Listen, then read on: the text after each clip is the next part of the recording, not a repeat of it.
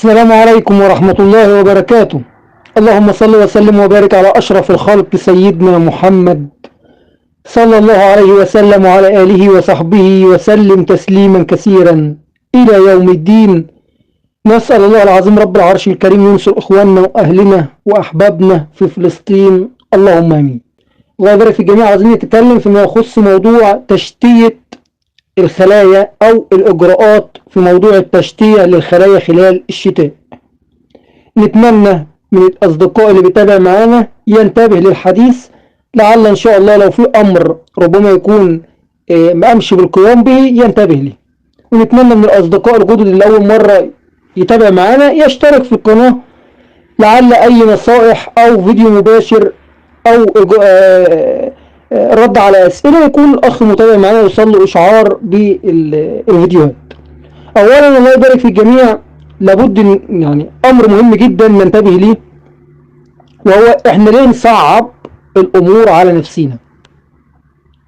دي أهم حاجة في الكلام قبل ما نتحدث في أي حاجة. ليه بنصعب الأمور على نفسينا؟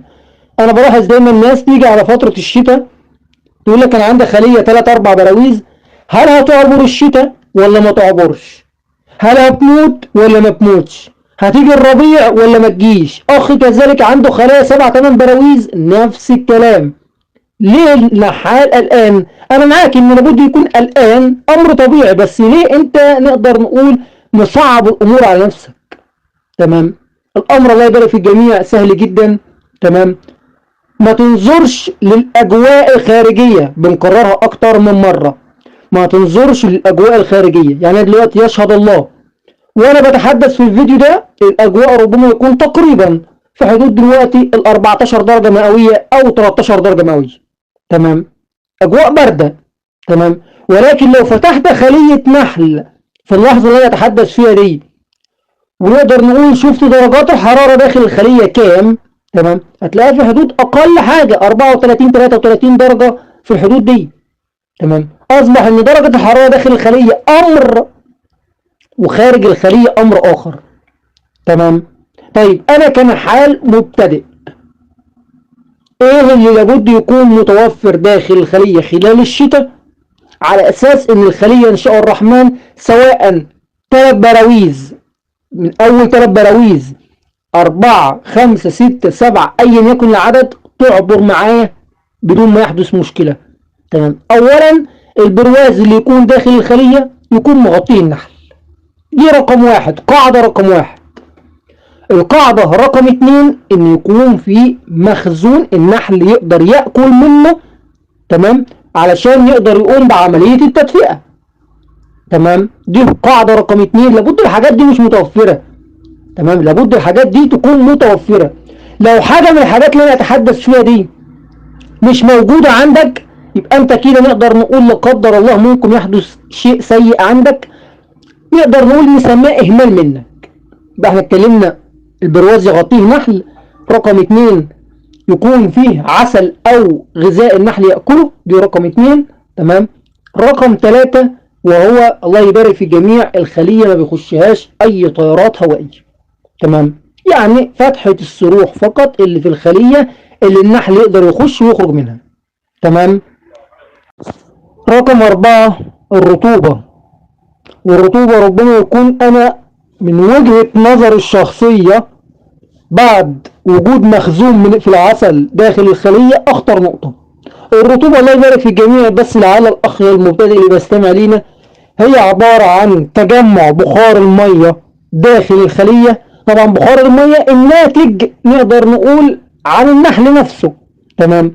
الرطوبة ممكن تكون بتزيد بالخصوص لو كثافة النحل عالية، يعني خلية مثلا 6-7 براويز 10 براويز. تمام. كثافة النحل العالية دي وجيش النحل العالي ده، تمام، نقدر نقول لو المكان موجود في درجة حرارة منخفضة بالتالي ممكن ينتج رطوبة. فبالتالي الأخ النحال يكون حريص في النقطة ديت لأبعد درجة. في طرق كتيرة للتعامل مع الرطوبة، سواء استخدام التغذية الجافة أو السكر المطحون بيقلل من نسبة الرطوبة أقل درجة. الأمر الآخر تبديل الخلايا اللي نقدر نقول فيها رطوبة بنسبة عالية نقدر نقول كل مثلا 15 20 او حتى شهر في اوقات مشمسة ابدل الخلية، احاول احطها في اماكن مشمسة او تصل لها الشمس. تمام. احاول لو انا مغطي بالنايلون الخلايا ديت استخدم مكان النايلون نقدر نقول قطعة من القماش او الخيش يكون افضل. كل دي اجراءات لابد انك انت تتخذها على اساس تتفادى الرطوبة. تمام. دي نقطة مهمة نتمنى ناخذ عين الاعتبار فيها. الله يبارك في الجميع يا رب. نقطة رقم 5 وهي نقدر نقول السكر، تغذية النحل بالمحلول السكري. محدش يخاطر، والله أتكلم بصدق وبما يرضي الله، محدش يخاطر. فقط اللي مسموح يغذي بالتغذية السكرية الأصدقاء اللي عندهم أجواء مشمسة 20 25 درجة 30 درجة. أنت عندك درجات منخفضة، عندك طقس سيء، أجواء باردة، تمام، ما تخاطرش يا أخي. حتة عجينة كاندي سكري ربع كيلو تحطها للخلية أفضل، نص كيلو عجينة كاندي أفضل، كل كام؟ كل 10 12 يوم 15 يوم أفضل. إنما إنك أنت تفتح خلية تحط محلول سكري يحدث سرقة، تزود نسبة الرطوبة داخل الخلية، تؤدي لأمور ومشاكل إحنا في غنى عنها. طب ليه؟ ليه مش محتاجة؟ أنت ما أنتش محتاج تحفز الملكات حاليا. اللي يقول لك حفز الملكات على وضع البيض في التوقيت الحالي بيضرك. انا اكلمك بصدق بيضرك. انا لو شايف ان الصالح العام نحفز الملكات اول واحد اطلع اتحدث، ولكن الظروف مش مناسبة. اجواء باردة بالخصوص اوقات الليل. يعني الملكة لو قلنا ان هي وضعت بيض اثناء النهار 1000 بيضة، فال1000 بيضة ديت لما بيأتي عليها الليل، تمام، كون على ثقة ان ال1000 بيضة ديت في حوالي 400 او 500 منها بيحدث ليه فقدان بسبب النحل مش قادر يقوم بعملية التكييف داخل الخلية، او نقدر نقول ضبط درجات الحرارة. تمام. فما بالك لما تكون حشرة كاملة عبارة عن يرقة او حشرة كاملة في حضنة مغلقة، ده كله مجهود على النحل. تمام. اتمنى الصورة يكون واصلة للأصدقاء في النقطة ديت. محدش يخاطر. أنا بشوف أصدقاء للأسف بيضع عجائن بروتينية، بشوف أصدقاء بيعملوا عجينة يحط فيها حبوب لقاح أو فول الصويا، تمام، للنحل. أنت ليه تحط الحاجات دي؟ تمام، ملهاش لازمة دلوقتي. صدقني أقسم بالله فيه مراعي وأنا واثق من الشيء ده في العراق أو الجزائر أو المغرب أو تونس أو حتى سوريا أو لبنان أو فلسطين الحبيبة أو حتى الأردن، فيها مراعي النحل عنده القدرة يسرح ويجيب كميات من حبوب اللقاح، ولكن بسبب الطقس السيء وإنه ما عندوش القدرة يخرج، ولو خرج بيخرج فترة بسيطة، نص ساعة ربع ساعة أو ساعة بالكتير. تمام. فأنت ما تحاولش تخاطر تدخل نفسك في أمور أنت في غنى عنها. تمام. نتمنى ناخذ ال5 نقاط او ال6 نقط اللي انا اتكلمت عليهم دول بعين الاعتبار، نفذهم بكل سهوله، ما تصعبش على نفسك. تمام. طب تغطيه الخليه، غطي زي ما انا شغال يا اخي. تمام. الخليه بعد ما تحط فيها البراويز ضع الخيشه او قطعه من القماش. حبيت تضع 2 خيشه فوق بعض ممتاز جدا، ما تضعش زوائد من الخيش ديت تخرج عن الخليه، ضع الغطاء الخارجي عليها. وكفى الله المؤمنين شر القتال. هل عندها القدرة تعبر الشتاء؟ نعم، على مسؤوليتي أنا الشخصية. على مسؤوليتي أنا الشخصية. أنا أكلمك بصدق وبأمانة سواء الأخ أو الأخت اللي بتتابع معانا. تمام.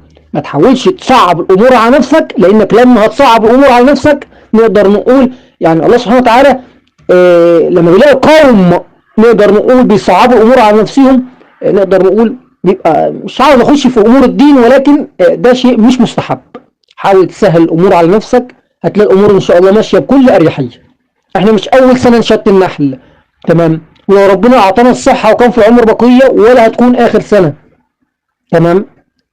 نتمنى نأخذ الكلام ده بعين الاعتبار. الله يبارك في الأصدقاء جميعا. طيب ننتقل لبعض الأسئلة للأصدقاء اللي متابعة معانا للرد عليهم.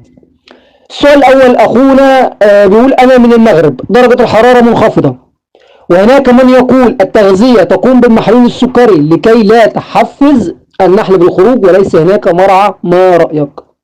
طيب الأخ الكريم كلام متضارب، أكلمك بصدق، كلام متضارب. درجات حرارة منخفضة هتغذي ازاي تغذية سكرية؟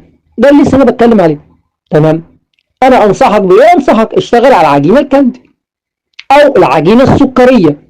حتى بس يكون المصطلح واضح. عجينة بروتينية ابتعد عنها. تمام. ما تسمعش كل الأقاويل، في أقاويل تضر، في أقاويل تسمح لبلدان معينة مثلا زي ليبيا، بلدان عربية مثلا معينة زي اليمن والسعودية ما تسمحش عندك انت في المغرب. تمام. او ممكن في اقاويل تسمح الظروف ليها في اماكن مثلا شمالية وما تسمحش في اماكن جنوبية داخل البلد نفسها، داخل المغرب نفسه، داخل الجزائر نفسه. فاهم عليا؟ طيب ننتقل لسؤال اخر. الاخ بيقول اخي محمد انا من العراق، مدينة كركوك، ودرجة الحرارة اليوم هي 18 درجة مئوية، وفتحت خلية واحدة فيها 4 براويز نحل وبرواز عسل وبرواز عسل ولم أجد أي حضر، مع العلم أن الملكة موجودة وأغذيها بالكم البروتيني لأنها هذه الموجودة في منطقتي. هل توقف الملكة عن البيض أمر طبيعي ومتى تبدأ البيض؟ الله يعطيك العافية أخوك عباس. طيب الأخ عباس، أنت قلت لي درجة الحرارة كام؟ يعني أنا همشي على كلامك. 18 درجة مئوية وفي الليل قلت 8 درجات. تمام يا أخي الله يبارك لك، عجينة بروتينية ملهاش لازمة. توقف على الملكات عن البيض أمر طبيعي، ونزلت منشور وتكلمت في فيديو عن الموضوع ده من 10 أيام، وفيما بعد لقيت معظم القنوات ما شاء الله على اليوتيوب ابتدت تتكلم عن الموضوع ده. تمام. أمر طبيعي، أهم حاجة حافظ على إن الملكة موجودة داخل الخليج. أتكلم فيها تاني، أهم حاجة تأكد إن الملكة موجودة داخل الخليج. أمر طبيعي، نعم أمر طبيعي، ما تقلقش. استخدم فقط بس العجينة بالكاندي أو العجينة السكرية فقط. تمام. أتمنى الصورة تكون واصلة لك، واستمع للنصائح في بداية الفيديو وامشي عليها. تمام. طيب ننتقل لسؤال آخر. سؤال أخونا مشعل من الطائف بيقول عند خلية نحل في مكان بعيد، تغذية سكر وليمون والوقت لا يسمح لي أن أضع تغذية داخل الخلية في الصباح الباكر. التغذية وصباح الباكر أخرج التغذية، ما هو الحل؟ عاوز أغذيها حتى لا تتعرض للسرقة. طيب أنا اللي أنا فهمته منك الأخ مشعل إنك أنت عندك خلية عاوز تقدم لها تغذية وهي في مكان بعيد عنك وتقول سكر وليمون، وممكن تخاف إن هي تتعرض للسرقة. تمام. أولا ما تحطش ليمون، عاوز تتجنب السرقة ما تحطش ليمون. تاني حاجة حط كمية بسيطة. طبعا أنا ما أعرفش هل دلوقتي الطائف الأجواء فيها باردة ولا نقدر نقول أجواء مشمسة. تمام. بس لو درجة الحرارة عندك 25 درجة في الطائف خلاص مفيش مشكلة، تقدر تقدم كمية تغذية كمية بسيطة. تمام. طيب أجواء منخفضة استخدم الكاندي اللي اتكلمنا عليها. الليمون حاول تتجنبه، وبعدين لو حطيت تغذية سكرية حط كمية قليلة، كمية قليلة حتى لو مقدار كاسة فنجانين من التغذية ممتاز، ما تكترش تغذية. فاهم عليا؟ أتمنى يكون الصورة واضحة، ولو سؤالك في أمر آخر يحتاج التوضيح أتمنى تطرحه مرة تانية. طيب ننتقل لسؤال آخر. الأخ بيقول لو سمحت أنا إذ نقلت خلية ضعيفة وأعطاها مكان خلية قوية، النحل يتقبل ذلك ولا يتقاتل؟ طيب أولا لو أنت قمت بالعمل ده تحط خلية قوية مكان ضعيفة، أولا أنت ضعفت، خلي بالك ضعفت القوية. تمام. واحتمال تضر الخلية الضعيفة بسبب ان ممكن النحل اللي يخش الخلية الضعيفة يقتل الملكة. اعيد تاني؟ طب اعيد لك تاني لعل يكون الصورة واضحة لك. اولا هتضعف الخلية القوية لما تيجي تنقلها مكان الضعيفة. ليه هتضعفها؟ ليه؟ النحل السارح هيقل منها وهيتوزع على الخلية الاخرى. طب الخلية الضعيفة هيكون في خطر على الملكة بتاعتها، ممكن النحل يخش يتقور عليه وبالتالي لا قدر الله ممكن يموت الملكة. طب الافضل ايه والاحسن ايه؟ تمام. ودوت في شروط معينة وشرحناها من قبل. لو انت عاوز تدعم الضعيفة تمام ادعمها بحضنة لو متوفر عندك ده. تاني حاجة نقدر نقول الله يبارك في عمرك، طبعا انا انصحك لله لو انت موجود في بلد فيها تشتية زي البلدان بتاعتنا ومنشات النحل سيب الضعيف ضعيف والقوي قوي. ولكن لو موجود في بلدان فيها نشاط ومراعي والنحل شغال في حضنة، لا في الحالة ديت شيل برواز حضنة وادعم الخلية الضعيفة. تمام. نقدر نقول هيكون افضل، وفي نفس الوقت الخلية القوية مش هتتأثر. فاهم عليا؟ بس لو في بلد فيها تشتية ما انصحكش، واترك كل شيء زي ما هو افضل. تمام. اتمنى الصورة يكون واصله لك. طيب سؤال اخر. الاخ بيقول اذا تأخرت الملكة في التلقيح هل من الممكن ان الخليه تكذب؟ طيب الاخ الكريم، اولا الله يبارك في عمرك، اتاخرت في التلقيح قد ايه؟ ما هنا سؤال يطرح نفسه. تمام. اولا لو الملكه خرجت في احد البلدان اللي موجود فيها تشتيه، احتمال بنسبه كبيره جدا تصل الى 90% ان الملكه ما تتلقحش بسبب الطقس والاجواء وعدم توفر ذكور. ولكن لو انت من احبابنا داخل منطقه الخليج، تمام، ان شاء الله تتلقح لان الاجواء مناسبه وفي ذكور. تمام. طب انا اصبر على الملكه قد ايه؟ اكلمك بصدق وبصراحه، 15 يوم اخرك معاها، ازيد من كده ما تتاخرش لانك هتضيع وقت. تمام. طب هل ممكن ان الخليه تكذب والملكه موجوده فيها؟ احتمال لما المده تطول، لما المده تطول تقعد شهر و25 يوم، تمام، احتمال يحدث تكذيب، وفي الحاله دي هتلاقي الشغالات اللي بتضع البيض هتقتل الملكه. فاهم عليا؟ فهي 1+1=2. الملكه ما تلقحتش وجلست فتره كبيره، خلاص اتخلص من الملكه. تمام. حاول يا اما تضم الخليه دي لخليه اخرى، لا اما تشوف ملكه اخرى عندك وتنزلها مكان الخليه دي. تمام. ده افضل واحسن. طيب ننتقل لسؤال اخر. الاخ بيقول انا اضيف المحلول السكري برتقال ونعناع وتوم وزعتر. اولا الله يبارك في عمرك، اللي انا فهمته منك يعني انك انت عاوز تضيف على المحلول السكري او التغذيه السكريه بعض المواد زي النعناع والثوم والزعتر والبرتقال. ما مش محتاج ده كله، مش محتاج ده كله. في مواد ازيد من اللازم لما بنضيفها بتضر النحل. تمام. انا انصحك فقط تغذيه سكريه، ده لو طبعا الظروف تناسب عندك. ضيف عليها خل، اي انواع خل ممتازه. تمام. خل تفاح، خل توم، اي انواع الخل عامه كلها مفيده للنحل. تمام. حتى كميه الخل لو زادت في التغذيه ما تضرش. تمام. دي ممتازه. تقدر تضيف ليمون، ولكن عصير ليمون، ولكن تكون حريص من موضوع يحدث سرقه ما بين الخلايا بسبب الرائحه النفاذه للليمون. تمام. انما موضوع الثوم والنعناع والزعتر والبرتقال، مش هقول لك ان الحاجات ديت هتقتل النحل، لا، هقول لك ان ما لهاش لازمه. هقول لك ان هي ممكن لا قدر الله تؤدي الى نقدر نقول اصدار بعض الروائح سواء في الشمع او سرعه تخمر التغذيه السكريه. تمام. وبجد مش في صالح النحل. انا هكلمك بصدق والامر في النهايه يرجع لك انت. طيب ننتقل لسؤال اخر. الاخ بيقول افضل علاج جربته للنزيمه هو الشيح مع التغذيه بالمحلول السكري. شيح او عجينه سكريه مخلوطه بمنقوع الشيح قبل العلاج الفروه باسبوع. ملحوظه الشيح ينفر الفروه من الخليه. طيب اولا الاخ الكريم، انت بتقول على تجربه انت عملتها. طيب انا اولا اقول لك على شيء، وتكلمت عن الموضوع ده في فيديو من 4 ايام، تكلمت في الموضوع ده بالتفصيل. النزيمه، خلي بالك من كلامي اتكلم فيه ده، انا اتكلم كلام موثوق منه. النزيمه على مستوى العالم اجمع ما فيش علاج فعال بنسبه 100% معاها.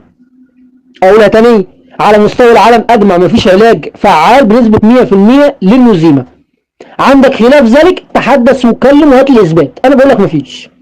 طب اللي موجود كلها اجتهادات، زي ما انت بتتكلم كده بتقول منقوع الشيح، واحد تاني بيقول لك منقوع الخل، واحد تاني بيقول لك منقوع القرفه، كلها اجتهادات تصيب وتخيب. خلي بالك. وانت وحظك بقى في خسائر النحل، وانت وحظك اللي عندك دي نزيمه سيرانه ولا نزيمه ابيس بنسبه الاصابه في المنحل. تمام. اتمنى يكون الصوره واصله لك. طيب ننتقل لسؤال اخر. الاخ بيقول اللي هو استفسار اخي محمد عند النحل زاحف والحمد لله الامور صارت الى الاحسن بعد تدهور الخلايا. السؤال هل من الممكن ان اقوم بتحفيز الملكات على وضع البيض بوضع عجائن بروتينيه وتغذيه سكريه مع العلم ان الاجواء مشمسه طول اليوم والنحل يجرب حبوب اللقاح؟ اخوك مجدي من الوادي الجديد. طيب الاخ مجدي الله يبارك في عمرك، درجه الحراره عندك كام درجه؟ لو درجه الحراره عندك 27 30 درجه، تمام، حط عجائن بروتينيه. 27 درجه 30 درجه حط عجائن بروتينيه ممتازه. تمام. لان انت بنتكلم درجه حراره مناسبه، وفي نفس الوقت هتقدم تغذيه سكريه نقدر نقول معدل 1:1، 1 سكر ل1 ميه، كميه قليله. تمام. اتمنى يكون الصوره واصله لك. 27 درجه 30 درجه، تمام، تقدر تحط الحاجتين دولت وتحفز النحل. الامور عندك نقدر نقول مستقره او اجواء مستقره. مع الانتباه لو حدث أي انخفاض في درجات الحرارة يتم التوقف عن التغذية واستبدالها بالعجينة السكرية. تمام. أتمنى الصورة يكون واصلة لأخونا مجدي، والله ييسر لك الحال. طيب ننتقل لسؤال آخر. اللهم صل على سيدنا محمد صلى الله عليه وسلم. طيب ماشي. الأخ بيقول تحياتي لك أخي محمد، أنا قمت مع اقتراب موسم التشتية بتضييق فتحات السروح بوضع جزء مناسب من حاجز الملكات، بذلك تمت حماية الخلية من مهاجمة الدبور الأحمر والفراشات مثل فراشة السمسم وما شابه ذلك، وكذلك منع الملكات الملقحة من الخروج لأي سبب كان لحين انتهاء موسم التشتية. طيب الأخ العزيز أنا معرفش اسمك مش واضح معايا. عامة حاجز الملكات اللي أنت بتتكلم عليه ده، تمام، أهم حاجة خلي بالك معايا الله يبارك لك، أهم حاجة إن النحل يكون عنده القدرة يخرج من الخلية بأريحية ويخش الخلية حتى لو معاه حبوب لقاح بأريحية، دي أهم حاجة. تمام. أو أعيد الجملة دي تاني، النحل يكون خارج من فتحة السروح بعد تركيب الحاجز الملكي أو دخوله محمل حبوب لقاح بأريحية. لو الأمر ده موجود عندك ممتاز. الأمر دوت نقدر نقول بيسبب إعاقة للنحل أو بيسبب مشاكل للنحل، أو النحل اللي جاي من المرعى في فترة مثلا الصباح لما يكون الأضواء مشمسة مع حبوب لقاح بيحدث إعاقة في عملية دخول النحل للخلية، لا هنا مشكلة أخي الحبيب. تمام. أتمنى تخلي بالك من النقطة والملحوظة دي. طيب سؤال للأخ بيقول هل الفورميك أسيد يبقى ترسبات في الشمع وعسل، ومتى أقوم بوقف العلاج قبل بداية الموسم الفترة، وهل ممكن المكافحة بالفورميك بعد كل موسم أي بعد العودة من موسم الموالح قبل بداية البرسيم؟ هل يوجد مشكلة؟ أرجو الإجابة الواضحة والصريحة وشكرا أخويا محمد المصري. طيب الأخ أحمد الله يبارك في عمرك، لا يوجد أي أبحاث بتقول إن الفورميك أسيد بيترك ترسبات في الشمعة لحد اللحظة اللي أنا أتحدث فيها دي. الفورميك أسيد مفيش أبحاث بتقول إن هو بيترك ترسبات في الشمعة. طيب إحنا هنقدر نكافح قبل الموسم؟ نعم. بقد ايه تقدر تكافح قبل الموسم؟ باسبوع او حتى ب5 ايام لا يوجد اي مشكله، لان الفورميك اسيد سريع التبخر، 4-5 ساعات بيكون اتبخر من الخليه نهائي. تمام. طب اقدر اكافح بعد انتهاء الموسم؟ نعم. بعد ما تخلص الموسم وتقوم بجني العسل وتبتدي تحفز النحل تاني وتبتدي تجيش تاني، كافح لا يوجد اي مشكله. تمام. الامر ما فيهوش مشكله الله يبارك في عمرك. كن حريص فقط للجرعة أو المقادير منع لا قدر الله لفقدان ملكات أو لموت نحل. تمام. طيب سؤال آخر الأخ أحمد برضو بيقول سؤال آخر أخويا محمد، متى يبدأ النحل في إضافة البرويز الأساس للنحل بعد التشتية؟ أي هل من الممكن في هذه الأيام إذا النحل عمل زواد أم أترك الزواد وأبقى ضاغط النحل؟ إلى متى يظل ضاغط النحل؟ وهل هناك توسع هذه الأيام إذا نزلت للنحل الزواد؟ وأرجو التوضيح. طيب اخويا احمد انت من مصر، تمام، النحل مش هيعمل زوائد في الفتره دي. انا هكلمك بصدق، النحل مش هيعمل زوائد في الفتره دي، اجواء بارده دلوقتي. تمام. وبعدين انت هتضيف اساسات شمعيه احتمال على نهايه شهر يناير شهر 1، نهايه شهر يناير شهر 1، لان هيئه المنخفضات الجويه في شهر 1 شهر يناير. ما تحاولش تنزل اساسات وتعمل توسع وتعمل فصل في الخلية ما بين النحل في توقيت نقدر نقول احنا بنتمنى نحلنا يعبر واحنا ضاغطينه، النحل يكون مضغوط ونعبر منه.